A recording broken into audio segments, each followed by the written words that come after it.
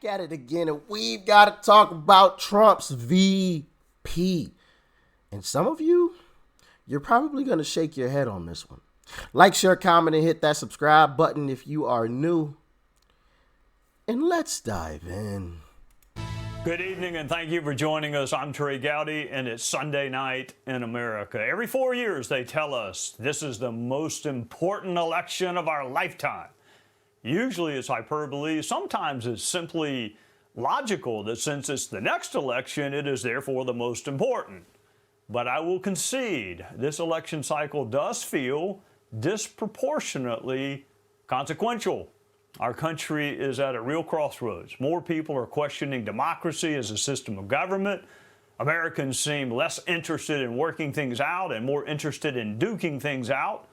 So maybe 2024 is the most important election of our lifetime. Regardless, it is definitely the next one, and it's 10 months away.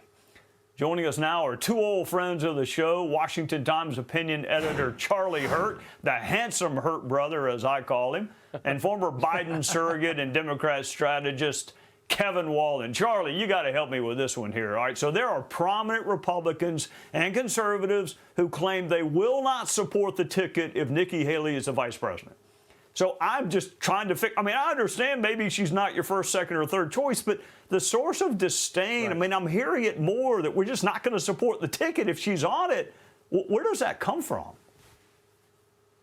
Well, I think a lot of it has to do with the fact that, you have a guy like Donald Trump who's come along and represents this profound apathy and anger that a lot of voters feel about their government today.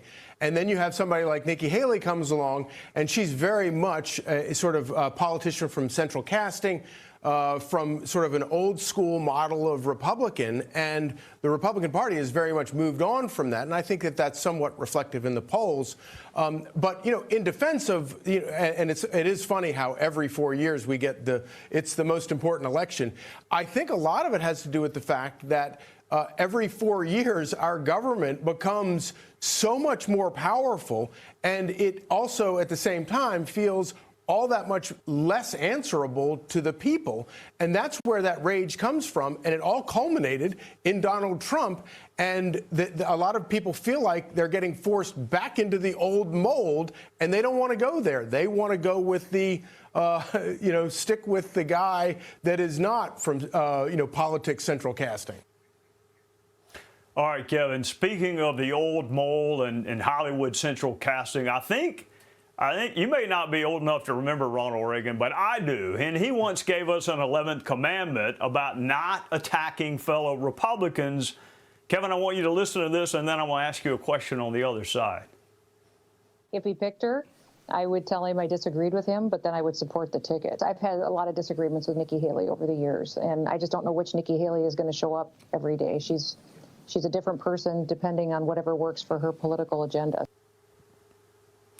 Kevin, Christie was a classmate of mine, a colleague. She's a friend. So I'm not picking on her. It's not just her. There are actually some Republicans who claim they will not support the ticket if Nikki Haley is on it. They won't support the ticket. So, they'll essentially sit home, which helps Biden, rather than vote for her as vice president. And again, I'm just trying to figure out why. Do you know any progressives that say, you know what, I might actually help Donald Trump because I dislike Kamala Harris so much? It just doesn't make sense. But Charlie's smart. He tried to help me. You helped me. How does that help? It doesn't. And it's music to my ears as a Democrat on your show, Trey. Listen, I know Ronald Reagan's commandment very well. And I think what you're seeing is this fracturing of the Republican Party in real time. And Charlie just talked about that, the dynamics of this populist guy who came out of kind of nowhere in terms of the politics of Donald Trump, clashing against the establishment folks that we've seen time and time again, the Nikki Haleys of this world that are, kind of pro-defense, kind of in the same mold of Ronald Reagan, a strong national defense that, don't necessarily ascribe to Donald Trump and his populism. So we're seeing that dynamic play out in real time. It'll be super interesting to see, because Donald Trump will be the nominee, who he picks to run with him. Yeah, I actually kind of agree here with, what's his name? Trey Gowdy. I think it would be a mistake to, and hear me out. I guess I should say this first. Hear me out before you tune out, okay? Because I'm going somewhere with this. And I've kind of hinted at it before because, like I said before, I try to put myself in other people's shoes and try to think as best as I can from their perspective, from their vantage point, right? And so if I'm Trump, I'm focused on winning, right? And I've said that myself, right? I want to win, okay? And so if a Nikki Haley gives me a great opportunity or guarantees me that I win and I walk back into that White House, I mean, at the end of the day, what exactly does a vice president do anyway, right? Sure, she's next up in line if something happened to Trump, but God forbid, Trump's in good health, right? So I don't see that happening. But what exactly does a vice president do anyway? Not a whole lot. Now, granted, like a tie-breaking vote, whatever, but from my perspective, or at least the way that I see things, I'm sure Trump is thinking of how can I guarantee that I walk back into that White House? What is a guaranteed way? I'm winning in all the polls, right? But I'm not satisfied with that. I don't want to end it with just me winning in the polls, right? I want to guarantee that I walk back into that White House because nothing else matters, right? Outside of that, we could say, oh, yeah, we want this or we want to change that or this is BS and we don't agree with these taxes or them spending our money here or there. But if you're not in the White House, it doesn't matter. And I said that about the whole abortion issue, which is why Trump made the statement that he made. And some people got a little angry by it. I'm like, yo, he can't say that. He can't. That's going to rile up the Democrats. That's going to give them the fuel that they need in order to push them into, this upcoming election. So it would have been a terrible move for him to say what some conservatives wanted him to say. I think Trump said the right thing, right? Because the ultimate goal is to win. It's to win. You could die on your moral high ground if you want to, but I think that's personally foolish because what means more, words or actions, right? And so the goal is to get in the White House. And if Nikki Haley guarantees that, then I wouldn't mind a Nikki Haley VP because, once again, what exactly is she going to do anyway? Trump's running the show. He knows who she is. He knows where the skeletons are buried. He knows who to trust and who not to trust. So the way that I see it, I think I think it would be a foolish move for conservatives to say, oh, no, we're not supporting the ticket because Nikki Haley's the vice president. She's not going to even be doing anything. Nothing. Right? Maybe I'm wrong. Y'all let me know in the comment section. Sure, she's next in line if something happens, but outside of that, what is she really going to be doing? Like, once he gets back into office, he can just, now he probably won't do that publicly. That would look kind of bad, but, behind closed doors, he's just, go ahead, Nikki. Bye-bye, Have fun collecting your little check, okay? But I got business to take care of, okay? So that's the way that I see it. And I said this previously. Do not be surprised if Trump makes a move where you're scratching your head because this is a game of chess and not checkers, okay? So there's going to be some unconventional moves where you're just like, why did he do that? Why did he make that move? Like, what is he setting up here? It's a game of chess, not checkers. That's the way that I see it. Y'all let me know your thoughts and your opinions on that in the comment section. And maybe it isn't Nikki because he has criticized Nikki, of course. But I think part of that was to appease and let, supporters know, I know who she is, guys. I've got this. I know who she is. Okay? Don't worry. I know who she is. Like, I'm not being fooled. I'm not being, bamboozled or anything like that. Like, I see what's happening, but I'm playing chess, guys. Let me win. Let me win. Just trust me. I think it's one of those kinds of things that's happening right now with Trump. But hey, like I said, maybe she's not even the right pick to help him win. I'm just saying if it does happen, don't be shocked by it, right? Because he sees that as a guaranteed way to walk into the White House. That's just my humble opinion on it. Like I said, y'all let me know your opinions in the comment section. Let's jump back in. All right, Charlie. Kevin has made a probably less than provocative prediction that President Trump is going to be the nominee. He is certainly the prohibitive favorite right now. Indictments have done nothing but bolster the former president. Is there any scenario wherein you think Donald Trump is not the nominee? Well, I do think that it's important to keep in mind, obviously, that we haven't seen a single ballot cast, a single caucus. And, it's going to be fascinating to see whether or not the polling that we've seen so far really does hold up. I don't see any evidence that it shouldn't hold up and that there's any flagging in this support for Donald Trump. But again, I think it goes back to my earlier point, and that is that the frustration is still very real. And the Republicans and independents and even Democrats are still yearning for an outsider. And Donald Trump is still the only outsider that people have faith in to operate outside the system. And so I think that I have a hard time seeing it, and I'm sure that the media is going to do everything they can to try to portray a strong first place finish in Iowa as somehow some kind of loss for Trump, and then they're going to try to do it again in New Hampshire, and then they're going to try to do it again in South Carolina. But if he keeps coming in first place and everybody else just keeps popping up in second place, that means he's the nominee. Charlie heard Kevin Walling. Because this is the most important presidential election of this year, I'm going to have you both back on a lot. So thank you for joining us to start off the new year. Happy New Year to both of you. Thank you for joining us on the Sunday. Absolutely. Happy New Year, by the way. But yeah, I do see a world where Trump makes a surprising VP pick where you're like, holy, what in the world is happening here? Like I said, it was the same situation with the whole abortion issue, and there were a few actually big creators, in the political space that came out and had some strong words for Trump or against Trump and what he had to say on abortion. And, I made a whole video on it and why I felt he was right and why I felt he said what he said. And honestly, a lot of you agreed.